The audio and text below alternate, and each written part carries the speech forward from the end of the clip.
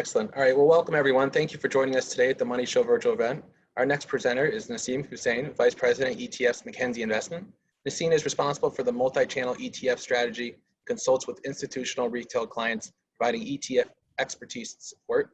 Prior to joining Mackenzie, he spent 13 years of experience at RBC, 11 of which as a trader and ETF analyst with RBC Capital Markets, and most recently as an ETF specialist at RBC Global Asset Management. Mr. Husain is also a chartered investment manager and fellow of the Canadian Securities Institute. Naseem, it's my pleasure to welcome you and thank you for joining us today. Thank you for having me. I'm going to stop sharing my screen now and ask that you go ahead and bring up your slides. All right, everything should be up. Yep, everything looks great. I'm going to go ahead and mute myself and the stage is yours to begin the presentation. Wonderful. Good afternoon, everyone, and thanks for joining me. It's my pleasure to represent Mackenzie Investments, a part of IGM Financial, which manages 165 billion in assets in Canada.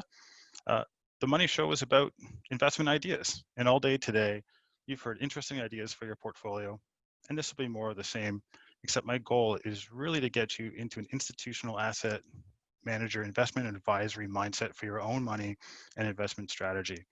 Ultimately, I'm hoping you will learn how and why ETFs can help you achieve your objectives in your do-it-yourself portfolio, because institutional quality solutions are now available to you, and I want to help you operate like the pros. During or after this presentation, please feel free to jump over the Mackenzie virtual booth or scroll down. You'll see our complete product list, recent performance, and most importantly, some curated educational materials for you to review. Of course, more is available on mackenzieinvestments.com. So just a quick reminder and to level set everyone, ETFs are bought and sold on the stock market exchanges in the same manner that you would buy Apple, Bell Canada, or Shopify. Each ETF has their own ticker and typically a website describing each product in detail. As a do-it-yourself investor, it falls on you to review this information as well as the materials available on your trading platform, and in addition to other internet sources, so you can establish if a product is suitable for you. At Mackenzie Investments, we do value advice and believe advice makes a difference. Should your portfolio grow to a size that you feel less comfortable in managing, consider doing the due diligence to find an advisor that's right for you. So first chart with a lot of numbers and graphics. Strategic Insight publishes this great data showcasing the growth and adoption of ETFs over time. ETFs are a proud Canadian success story, with the very first ETF listed on the TSX just over 30 years ago. We had a nice ceremony right before things were shut down due to COVID-19, commemorating that success story. And as you can see from this chart, ETFs are an overnight success story that took 30 years to achieve. There are now over 7,000 ETFs listed worldwide, US 6.18 trillion in assets as of February, and more than 900 listed ETFs in Canada. The choice is here, bringing it with it the challenge of how to choose. Investors flocked to ETFs for their ability to get exposure to various asset classes that individuals previously could not gain access to in an economic way. Now ETFs provide inexpensive, liquid, and efficient access for all investors. Mackenzie Investments is a Canadian company, and our ETF mantra is ETFs built for Canadians by Canadians. This means we take into account the unique needs of Canadians in the design of all our products to ensure the best outcomes possible. Looking globally, we see the first mover advantage of the US-based firm BlackRock has given them the largest market share globally overall. However, when you drill down into the individual countries, you start to see that home country issuers, such as Mackenzie, may understand their investors a little better. In Japan, as a case study, we note that 8 years late, Mitsubishi Maxus came into the ETF game and gathered 4 times the assets of BlackRock in similar products. Knowledge of their local clients and how assets are distributed to retail was critical. This and other examples led Mackenzie Investments to launch ETFs 4 years ago, garnering 6.5 billion in assets over that short time across 32 investment solutions, providing some of the lowest cost ETF solutions to Canadians. So if we dig a little bit deeper into Canada, again, per Strategic Insight, last year, institutional investors held 46% of ETF assets. 34% was held in full service brokerage accounts, such as people with investment advisors, and only 20% up here in Canada were held by do-it-yourself investors like yourselves. In the US, that percentage is far lower at 4%. And in contrast, in Australia, that percentage is at the 60% level. Education and awareness of ETFs is the largest barrier to further Canadian adoption, despite us being home to the first ETF. Our goal from participating in the Money Show is to help further that ETF educational process in Canada and help investors consider ETFs as part of their long-term investments. Earlier this week, National Bank published an ETF report that showcased that this year, 22 billion in what they called an ETF binge occurred in Canada, double the inflows over the same period last year. And they noted that this amount was the largest amount in the last decade. 2/3 of that money went into equity funds. When we think about ETFs, we really have to focus on the broad use and applications of them. And it's important to recognize that ETFs are used by both institutional and retail investors, such as yourselves. ETFs can be used as day trading tools for those trying to generate profits on the daily swings of the markets. For the more general investor, they're an extremely effective way of getting access to country, investment theme, asset types, or simply a diversified basket instead of one company. For example, if you feel the time is right now to buy China stocks as the world recovers from COVID-19, you can buy one ETF ticker that gives you exposure to 300 stocks in China. The same would be true of European exposure or US. If you're worried about inflation due to all the government stimulus programs, there are tickers such as Mackenzie's Q-tip to get inflation-protected securities exposures. Ease of exposure to fixed income is a primary benefit to ETFs, where you can get broad exposure and high yield exposures with index or active management per your desires. A summary of this first part of my presentation is really that the time is now to use ETFs because of FOMO, because of the fear of missing out. Others are using and adopting ETFs from the most sophisticated to the individual investor.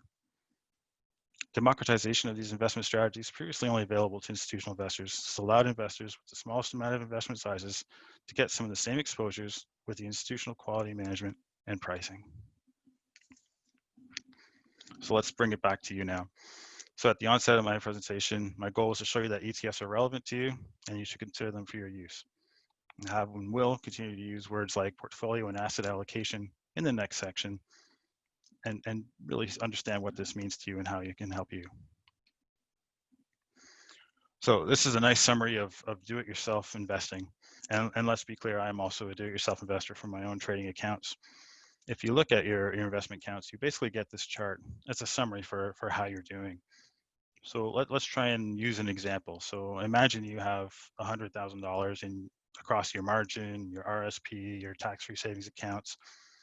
For many of you, this sum equation holds, and it basically says, here's all the good stocks I picked, less the bad ones I still hold, plus any interest and dividends you've received over the year. How much this value increases over the next year will be your performance return. So if we shoot to the future and you see that that summary now says you have $110,000, well, you made money, great.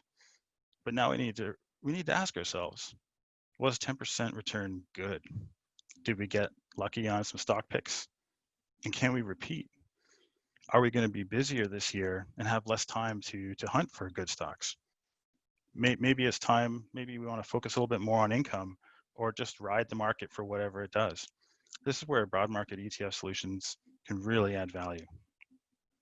If you really want to take something away from this presentation, take away the questions, how good am I at stock picking?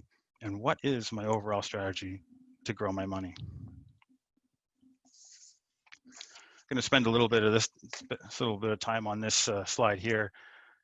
Try and take it in. We'll work from left to right, and we really want to understand if you can relate to any of these portfolios, because investment portfolios are very personal, particular to Canadians. We don't like to share and brag about our wealth to others, as we may find out that others are doing better or we're doing way better, creating some social awkwardness. Sharing ideas is a lot more easier to do, specific tickers or bonds or preferred shares that we like. So kind of think of these portfolios as three umbrella portfolios that we'll use as a part of a discussion about do-it-yourself investing portfolios. Not necessarily what they should look like, but what many of them do look like, and why we have to recognize that while all our portfolios might be unique, they still will share some common building blocks. Starting from the left, for example, today you heard some great ideas from the Money Show and maybe immediately you put some money to work today at lunch, and you heard some positive stories on CNBC, on Bloomberg, maybe on Twitter, and all of a sudden there you have a portfolio of your stocks, and that's in addition to maybe you work for a bank, you contribute every paycheck to buy some stock, and they match or give you a discount on your purchase. These investments are also decisions on your part, and they form your portfolio. Finally, you see this big bucket at the bottom, and we heard other presenters talk about that cash. Uh, it's no surprise that a lot of people can be holding more cash today because of those scary headlines, because of the coronavirus. You may need to move out of some of these volatile investments and move into cash in order to preserve your wealth or potentially cover expenses if you have lost or reduced employment right now.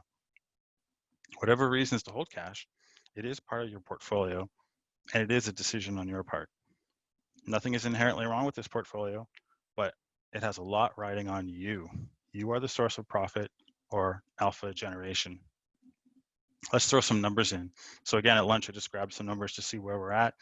The TSX Composite is down 8.6% year to date. Large cap US stocks, they were trending around flat, now down about 2.5% year to date. And the NASDAQ 100 is up a startling 22%. Like these are just the broad market indices, are not individual stock picks. And you can use some of these to sort of benchmark how your own personal portfolio or your choices have done relative to the broad market. So did your Canadian stock picks in aggregate do better than losing 8%? If so, good job. Did your US stocks do better than losing 2.5% or all the way up to 22%? We might have to look into more detail, maybe find another benchmark ETF that better represents. Maybe you were looking more at tech stocks or consumer stocks. Maybe those kind of benchmark ETFs or themes will be better to see if you did generate more alpha than just buying an ETF. If you just bought all three of these in kind of an equal weight, you would have had about a 3.6% return. Did your overall portfolio do that? This is how you can evaluate how good your stock picking alpha is. And when you don't have good ideas, you can just buy the index ETF or an active ETFs within the exposure you desire. When a good idea comes along, sell down your ETF position and buy the new idea. No one has ever fallen in love with an ETF, but we sure get attached to single stocks, often to our detriment. Looking down at the middle portfolio, it's a little bit interesting because of its use of GICs, which guarantees a return of the investment at a fixed rate of interest, but you're locked in for a time. The portfolio also recognizes that we might buy a stock and leave it in our account, never considering if there was a better use for these funds after a quarter or a year or even multiple years. The reasons we have them are interesting. When I think about myself, my kids are watching Netflix and Disney. I use Facebook to keep in touch with my family. I have an Apple device, and I sure buy a lot on Amazon. If I bought all 5 of those stocks, the returns would have been incredible. Maybe these stocks have run their course. Maybe I would sell some down and diversify into sector ETFs. I just really need to understand why I'm invested. As I work down this table in the middle, some companies, you may be fortunate to work for a company that is publicly traded, and you might get company stock. And over many years, you may work for this company, and you may fail to realize just how much of your portfolio is that single company stock, which is inside a specific sector or an investment theme. Buying an ETF that doesn't hold your company stock would help you diversify your returns. And also think about if you buy an ETF that has company stocks that are similar to the firm you work for. Again, the more you diversify away, the more you can protect yourself during a market downturn. And again, if the market does turn down and your company does do relatively poorly, you can obviously sell your index ETFs or your ETFs to buy your company stock when it's in that downward place, because you know your company very well, you work there, you're familiar with what's going on, and you can tell when it's a good time to get in. And the final section here in the middle one is looking at pension plans. Some companies, some people have access to a pension plan, and often you'll have a choice. You'll be able to select. I can select, do I want fixed income? Do I want Canadian market exposure? Do I want US? Do I want global? These choices are available when you're selecting and allocating your own assets in these pension plans. And oftentimes there will be an ETF that replicates those same exposures. So you should really keep in mind, some of these ETFs can be had on the market for extremely cheap. Some of our products are 4 cents for every $100 invested per year, extremely inexpensive. These may be the solutions you want to use your own money and purchase for with ETFs. And then with these pension plans, allocate into the more expensive funds where your company has got some purchasing power and you can really take advantage of getting access to these institutional strategies and management through that pension plan. I guess to say it another way, if you allocate heavy to US stocks in your pension plan, be aware in your trading account, you may also be heavy in US stock allocations and unintentionally overweight that country and those names. The last column on the far right is a combination portfolio that I would say is common amongst financial service professionals who may be restricted on single names that they can own, or they simply buy a stock, hold it until it generates their desired return, and if it doesn't, they dispassionately sell it. In effect, those common stock ideas come and go, but what's left is an underlying portfolio that provides index exposure, some income in the form of dividends, and fixed income. And as I was reflecting before the start of this presentation, there's a couple of presenters that talked about interesting asset classes like crypto or commodities or alternatives. These are other ways you can put your cash. They're not represented in this chart here, but if these are things that you do consider, you have to factor them as part of your whole portfolio. And when they do well, consider taking some profit, moving them into different asset classes like fixed income or dividend stocks, so you can sort of maintain your exposures to that crypto. Say it's 5% of your portfolio. If it doubles, sell it down and you can still enjoy further exposure. Or if you're a believer, stay in it. That's the nice thing about a do-it-yourself investing portfolio. You can do a lot of things that are unique to yourself and your beliefs. I'd also like to draw your attention to our virtual booth, where we have a white paper that really goes into detail about building portfolios with active strategic beta and passive strategies. I've come a long way, and I really wanted to get to this chart here because we really had to talk about what is your investment return and where are you getting it from. We talked about alpha, we talked about active return. So this work done, the CFA Institute put together this chart on how to break down the sources of your investment returns. This chart can really help you figure out where your investment edge is at or isn't. Let's take the example of US large cap stocks. As before, it's down about 2.5%. And my portfolio that I sort of discussed based on walking around my house of Netflix, Apple, Amazon, Facebook, well, that portfolio is up 28%. So my active return there, the white box, is 30.5%. Not bad at all. I truly wish I had done that. But if we think about that situation, where did that 30.5% come from? I did not choose these stocks based on any fundamental analysis. And breaking it down, it turns out I lost money on Disney. I did good on Apple and Facebook, but most of the performance came from Amazon and Netflix. That was the source of my pure alpha. Following that down one more level, I didn't time the market. I just, for this fictitious portfolio, I just bought these stocks all on January 2nd of this year. I didn't screen the universe investments for best ideas. And as a stretch, we can really say that I bought the market leaders doing a top-down industry selection approach. I do not think my performance is repeatable next year. As it turns out, I could have just bought a NASDAQ-based index ETF, which holds a high weight in these names, except for Disney, and achieved pretty much the same return. Plus, I would have had exposure to 100 other names that could have also been the winners during this time. Some of the best investors I've ever met keep a journal of what they bought, what they held, what they sold, whenever they change their internal weightings of a stock. And you learn a lot about your own investment process and why you do things. Institutions do this as a normal course of business. Maybe this is a pro tip that you can take for yourself and how you can manage your own assets. This is a really powerful chart. It really goes into some work done by Charles Schwab. They performed a study of ETF investors, and the results are summarized on your screen. These are the top 10 features that mattered most to do-it-yourself investors when looking at ETFs. Total cost, reputation, how well it tracks the index, a low expense ratio, historical returns, liquidity, commission-free trading, total assets in ETF exposures, and the brand of ETF. Some of this will also hold true for Canadians. This is obviously focused on the US.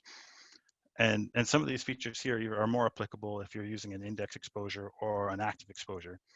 So for an active ETF, which means you have a fund manager seeking to outperform the index, you pay more in a fee than you would for a comparable index ETF.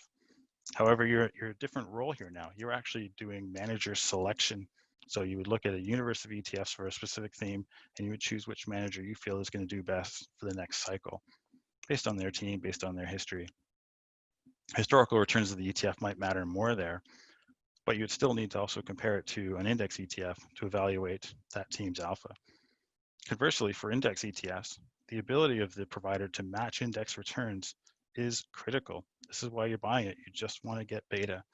The remaining features are equally important regardless of choosing an index or an actively managed ETF.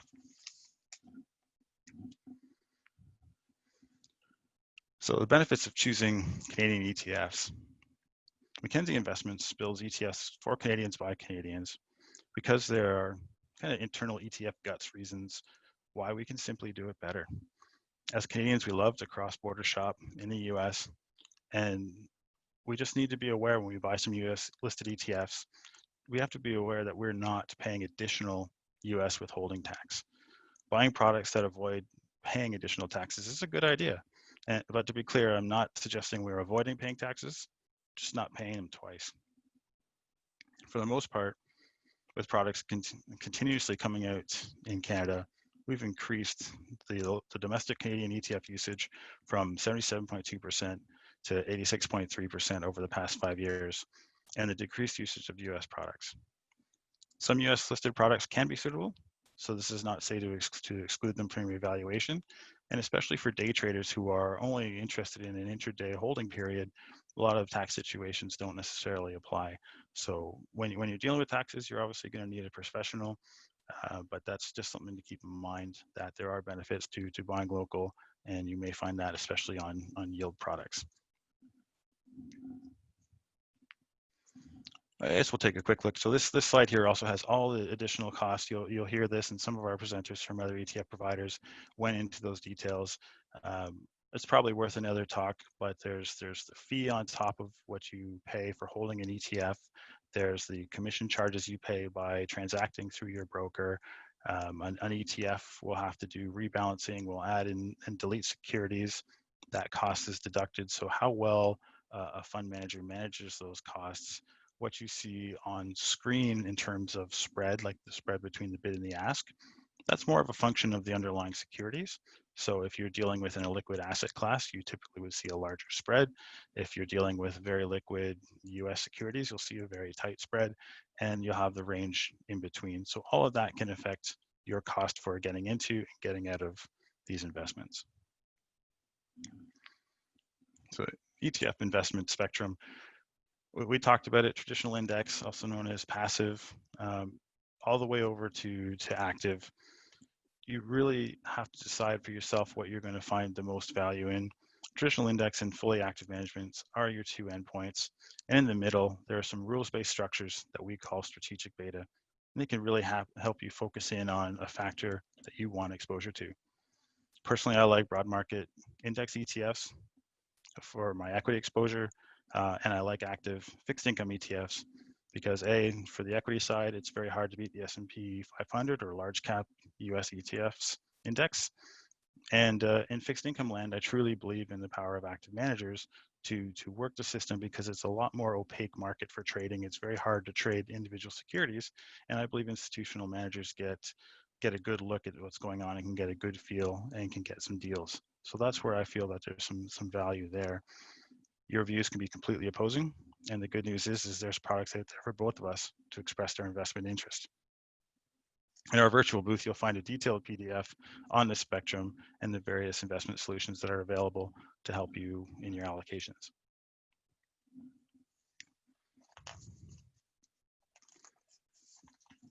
And for my final slide here, this kind of summarizes some of the strategies you can deploy, just like the pros.